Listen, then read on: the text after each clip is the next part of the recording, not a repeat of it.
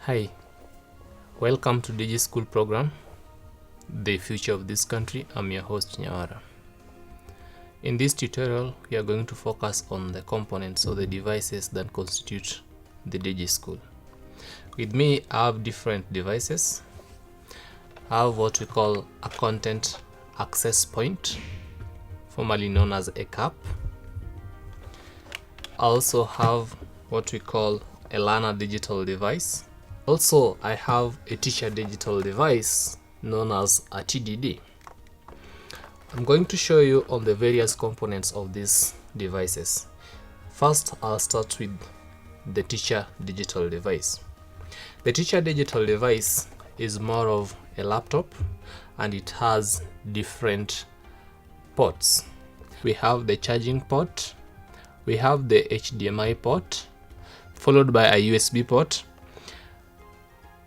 Then we have a smart USB port down here, followed by an earphone port, then a micro SD slot port. On this other edge also, we have one of the USB slots. All you need to do is to power on your device, that is the teacher digital device, and I'm going to show you on how to do that. Once you open the teacher digital device, all you need to do is to locate where your power on button is, and it is located at this far end, and all you need to do is to press on the button and allow the machine to boot. As the machine boots, you will realize that my teacher digital device has two different users. We have the administrator and the teacher. In this case, I'm going to log in as a teacher, and you can see you've been greeted by the screen, the monitor of the teacher digital device, and this is how your monitor will look like once you power on your teacher digital device. Next, I'm going to explain on how you can use your learner digital device, which I'm going to show you in a short while. This is what I call a learner digital device. It looks like this. On this rear end, we have the volume buttons, which you can actually use to control the volume of the device for the learner digital device. On this farthest end, I have a camera. You can use it to take pictures. And on the edges, I have different buttons and different ports. On this edge, I have the power on button. This is used to power on the device. And on this farthest edge, if you open this slot, you will actually have different ports.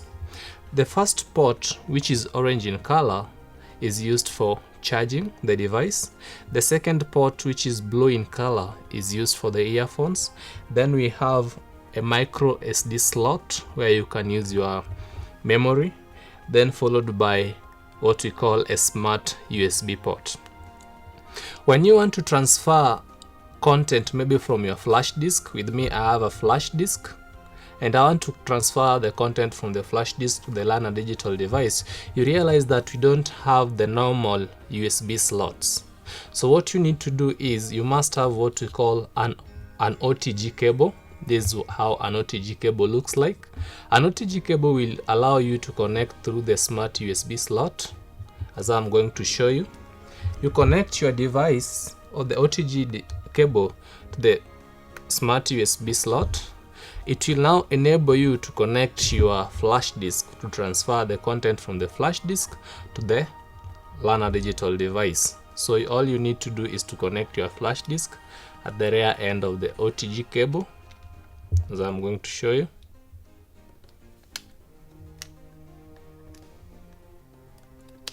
Like that. So now you are able to transfer your content from the from the USB to the learner digital device. Now, after doing that, I want to show you on how you can power on your device. On this other edge, as I had explained, we have our power on button here. So all you need to do is to press on the button, as I'm going to do that. Press on the power on button and allow the gadget to load. just give it a few minutes. And what you're going to see on the monitor of the device is what you're currently viewing. This is how the monitor looks like when you've powered on your device. Next, I'm going to explain on how you can use your content access point to manage or to connect to your class. With me, I have what we call a content access point, formerly known as a cap. It has different buttons and ports. On this edge of the device, I have 3 different ports. I have the charging port, the Ethernet port, followed by the micro SD port. The micro SD port allows you to transfer your content maybe from a hard drive to the content access point. The Ethernet port allows you to use the Ethernet cables to connect to the device, and the charging port allows you to charge the device. And on this rear end, we have 2 different buttons. The smaller button is known as a reset button. This is used to reset the device to factory settings. So you need to take precautionary measures when you're dealing with the device not to press on the button unknowingly, because if you do that, you will lose the content in the cap. We also have the power on button. The bigger one is the power on button, which is actually used to power on the device, and I'm going to show you how to do that in a minute. When you press on the power on button, you will see a blue blink on this end. The blue blink shows that the device has been powered on and it's now ready to work. Now, there are some precautionary measures you need to take when dealing with these gadgets, especially the learner digital device and the teacher digital device. When it comes to the chargers of the 2, you will realize that the charging pin for both the learner digital device and the teacher digital device are the same. But the distinctive feature between the 2 comes in when you have a look at the charger for the teacher digital device. It is 12 volts, while the learner digital device, when you look at the ratings, it should be 5 volts. So you need to take precautionary measures when dealing with the 2 chargers, never to interchange the 2, because when you do so, you will interfere or you will damage the devices. Thank you for watching this tutorial. See you in the next presentation, where I'm going to explain on how you can use Net Support School Tutor Console to manage your class and administer exams. In the previous video, we learned about the components and the devices which constitute the DigiSchool. However, in this video, I'm going to show you on how you can use Net Support School Tutor Console to manage your class. To start the Net Support School Tutor program, double-click on the icon on the desktop. After double-clicking on the icon on the desktop, you allow the program to load. You can see the program has loaded, and all I need to do is to now show you on how you can manage your class. Previously, there was a class which was going on, and all I need to do is to come on the manage class icon and end the previous class which was existing. After that, I'll be greeted with a lesson details wizard, which will allow me to enter the lesson details. In this case, I'll enter the teacher's name. I'm Mr. Nyawara. Today we are going to learn about living things. That will be the lesson title. And the objective of this lesson is to learn different living things. You see, in this wizard, you can as well set the time to finish your lesson. Like, for example, if you want to finish your lesson as 10 hours, you can set and see on how you can go about that. Secondly, all you need to do after keying in the lesson details, you need to connect to a particular room. In this case, we have a predefined room, that is room 3, which has already been created, but I'm going to show you on how you can create a different room. In this instance, you come and click on new. Then you will have a select startup mode, which will allow you to connect to your student either through room mode, PC mode, user mode, or browser mode. Room mode allows you to connect to your student by room, while PC mode allows you to connect to a list of learner digital devices existing within the room. In this case, we'll connect to our students using room mode. So you click on room mode, then you will have a net support school tutor, which will allow you to enter the room of the class. For example, we want to connect to room 1 in this case, so you will type room 1, then click on OK.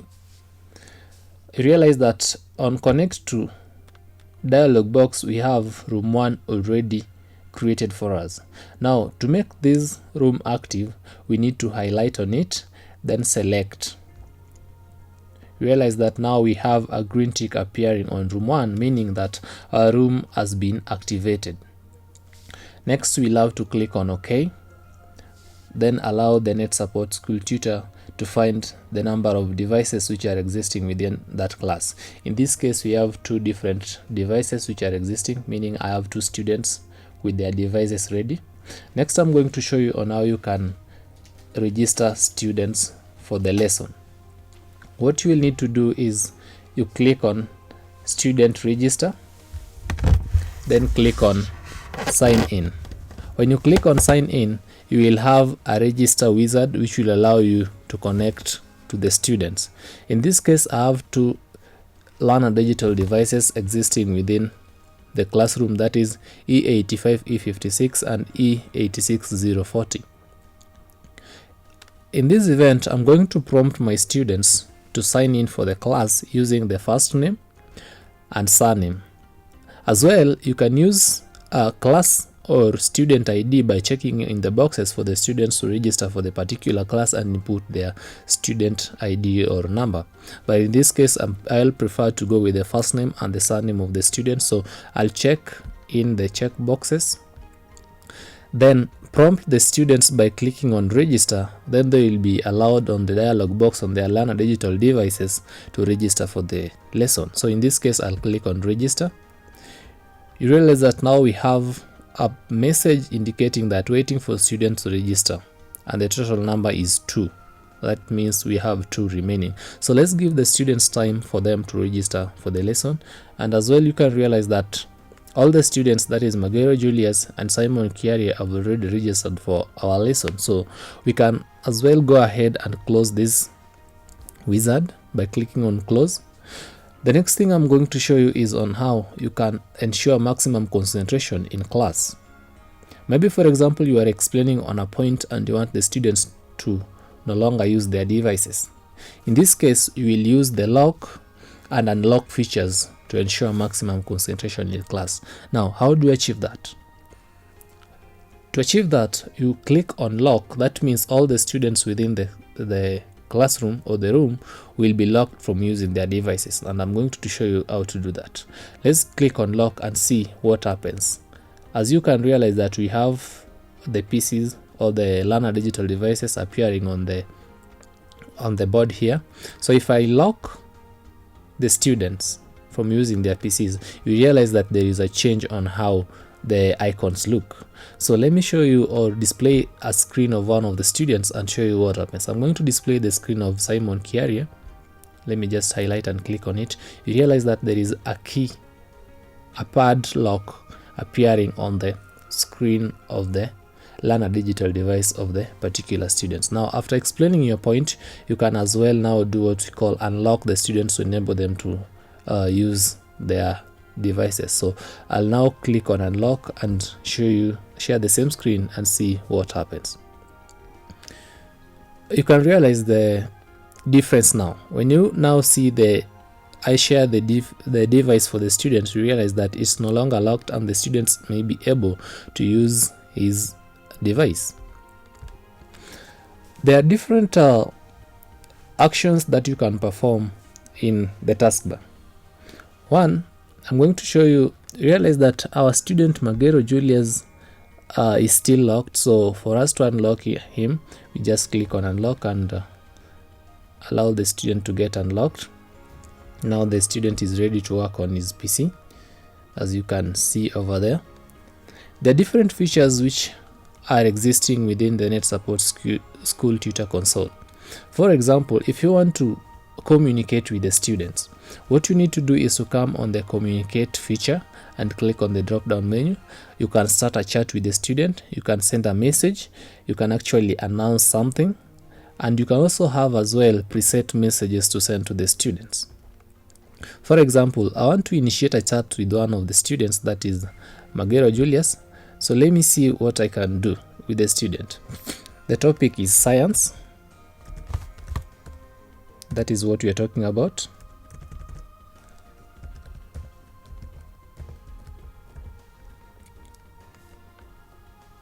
So I ensure that members don't decline to join or don't leave the room. I'll click on those two, then click on OK. Already we have waiting for Magero Julius to accept. So let's see if the student will accept. That means you can see Magero Julius has joined the chat. So I can direct the students on what to do by saying, "Hi, I would like to see you in the office."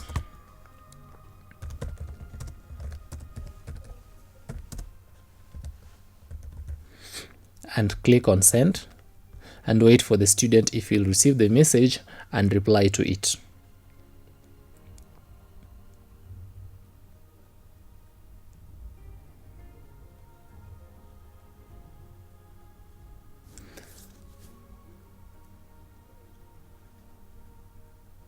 You can see the student has already replied that I'm on my way, coming.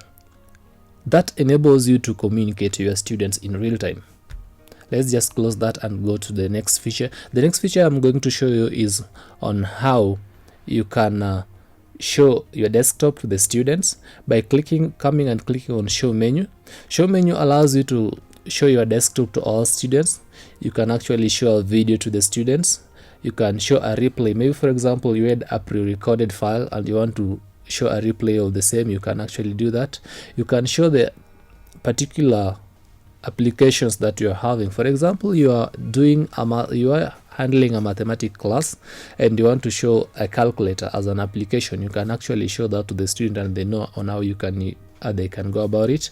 Also, there is the XBit bit of it which you can use to show the selected student screen to other students. For example, if a student was performing something on their desktop and other students have not understood the concept, here you can exhibit the screen of the students who has gotten the right answer to other students so that they can be able to follow the whole process.